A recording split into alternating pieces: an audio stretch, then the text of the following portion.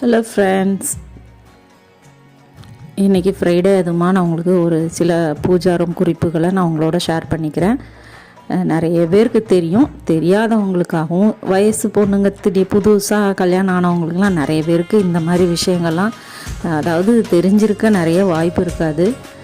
ஏன்னா எல்லாருமே வெளியிலே படிக்கிறாங்க, அம்மாக்கிட்டே இருந்தால் சொல்லி கொடுத்துக்கிட்டே இருக்கலாம். ஒரு காலேஜ் டைம்லேருந்து வெளியில் கிளம்பிடுறாங்க, நம்ம எதையுமே அவங்களுக்கு சொல்லி கொடுக்கறதுக்கு வாட்டமாக அமையறதில்ல.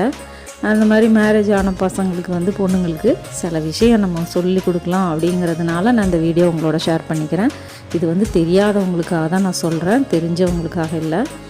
நம்ம ஃப்ரைடே பூவெல்லாம் வச்சுட்டு சாமி கும்பிட்றப்போ அந்த பூ மறுநாள் சனிக்கிழமை காலையில் அந்த பூ எல்லாமே எடுத்துடணும். புதுசாக தான் டெய்லியுமே புது பூ வைக்கணும். சப்போஸ் பூ இல்லைனாலும் பரவாயில்ல, பழைய பூவை எடுத்துடணும். அது வாடாமல் நல்லா பளிச்சுன்னு இருந்தால் கூட பரவாயில்ல, எடுத்து தான் ஆகணும். எடுக்கிறப்போ கொஞ்சம் பொறுமையாக எடுக்கணும். அது சாமி ஃபோட்டோலேருந்து எடுக்கிறப்போ பட்டுன்னு எடுக்காமல் கொஞ்சம் பொறுமையாக எடுக்கணும். டெய்லியுமே நம்ம திரி 2 நாளுக்கு ஒரு தடையாவது விளக்கில் திரி மாற்றிடணும். இப்போ நம்ம வியாழக்கிழமை எல்லாமே க்ளீன் பண்ணி வாஷ் பண்ணி எல்லாமே க்ளீன் பண்ணிடுவோம், சாமி பாத்திரம் விளக்கிடுவோம்.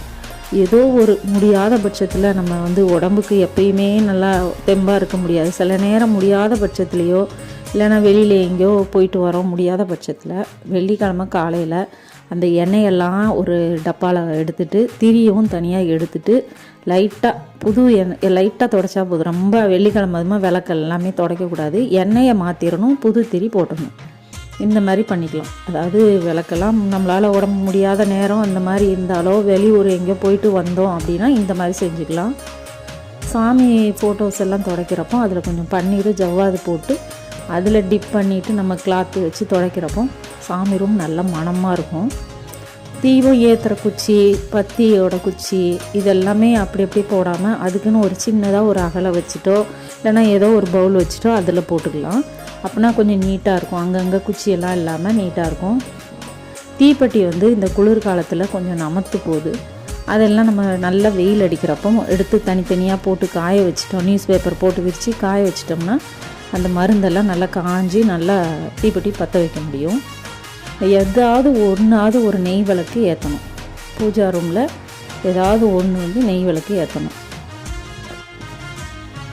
அந்த மாதிரி நெய் விளக்கு நெய் பொதுவாகவே விநாயகருக்கு ரொம்ப பிடிச்ச ஒரு பொருள் நெய். நம்ம ஒரு சின்ன மண்ணகல்னாலும் பரவாயில்ல, ஒரு நெய் விளக்கு ஏற்றணும்.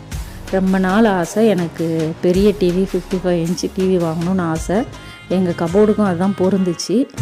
அது பொங்கலுக்கு வாங்கி